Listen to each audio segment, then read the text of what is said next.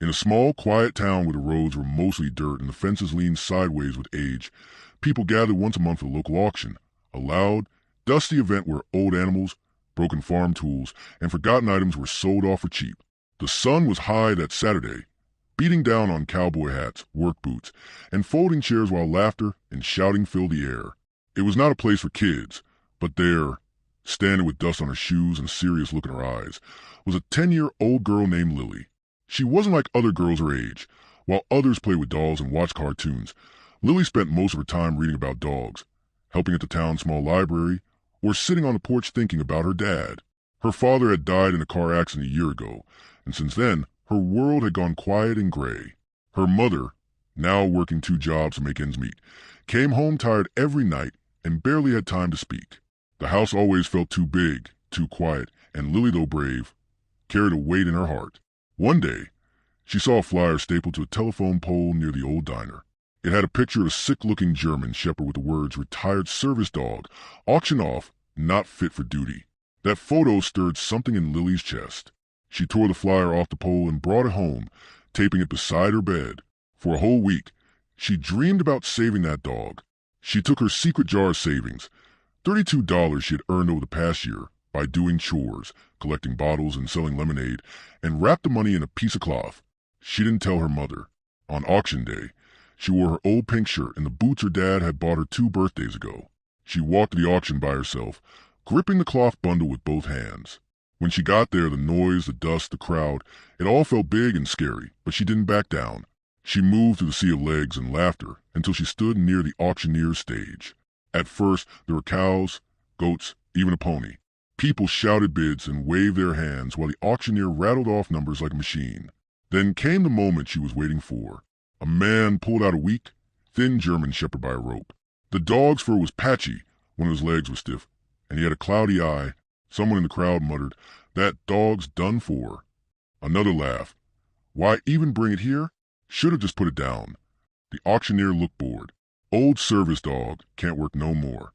$10, anyone?" The dog didn't bark, didn't flinch.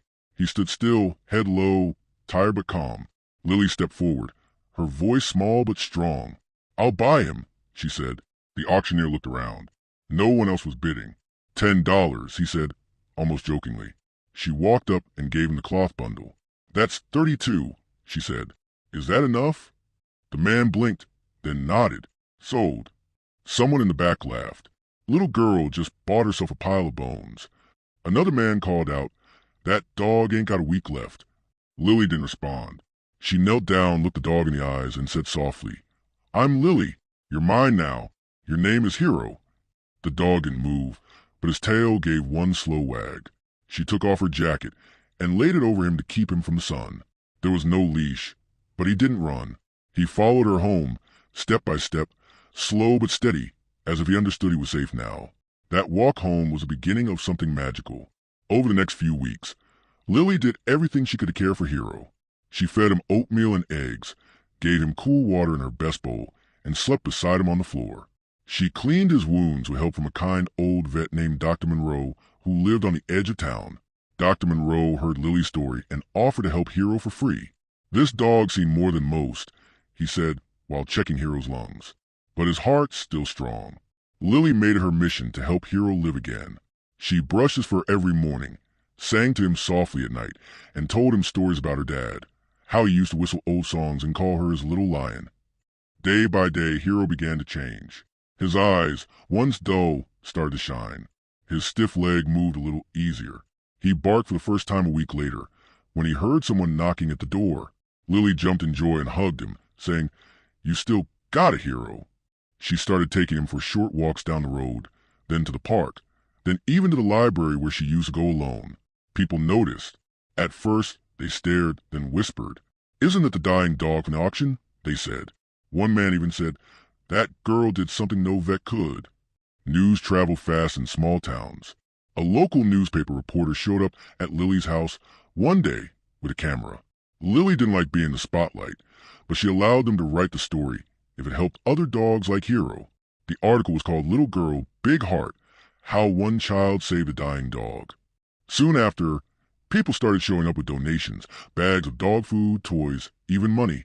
A carpenter from 2 towns away built Hero a proper doghouse. A dog trainer offered to teach Lily how to help Hero exercise gently.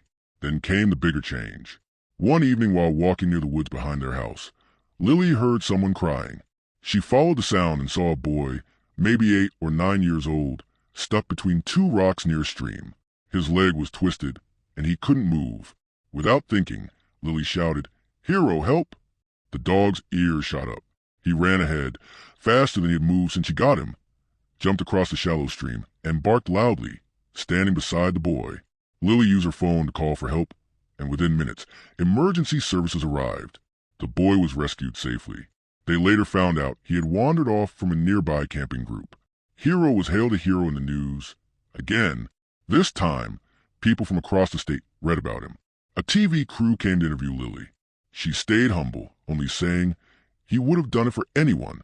He just needed someone to believe in him first. As time passed, Lily and Hero kept helping others. They visited the elderly home every weekend where Hero would sit beside lonely grandmas and grandpas, letting them pet him gently. They visited schools where Lily talked about kindness, responsibility, and how love could bring anything back to life. Hero sat beside her during every speech, calm and proud. One day, while walking past an abandoned warehouse, Hero froze. He growled and pulled Lily's sleeve gently. Curious, she followed him. Inside, they found 3 tiny puppies huddled in a box.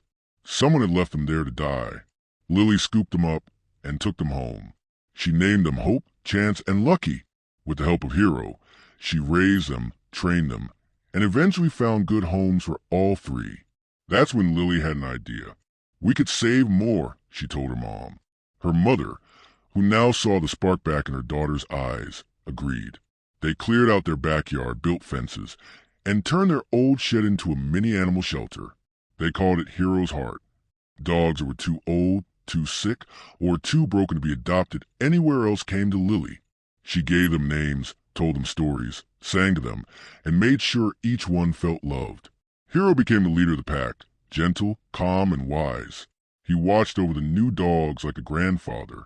Years passed, and Lily grew older. She studied hard, went to college, and became a vet, but she never left town. She turned Hero's Heart into a full rescue center. People came from all over to adopt her dogs. She had a simple rule. Look past what you see. Listen to the heart. Hero lived until Lily turned 15. His fur turned white and his steps became slow, but he never stopped watching over her. On his last day, he laid his head in her lap as the sun set. She whispered, "You saved me too, Hero." He closed his eyes and didn't wake up. She buried him under the oak tree beside the shelter and placed a wooden sign that read, "Hero, the dog who wasn't done yet." People still tell his story today. Schools teach it as a lesson in kindness. A bronze statue of Hero now stands in front of the town library, showing a strong dog beside a small girl with her hand on his back. Lily never married, never moved to a big city. She said her heart belonged to the place where one sick dog changed everything. Every year on the day she bought Hero, she lights a candle beside his tree, tells a story to the new puppies in her care, and says, "Never throw anyone away just because they're tired. Some souls just need time to shine again." And every time a child adopts a dog from Hero's Heart, they walk away with more than a pet. They walk away with hope, just like Lily did on that hot auction day, when she used all she had, not to buy something pretty, but to rescue something precious.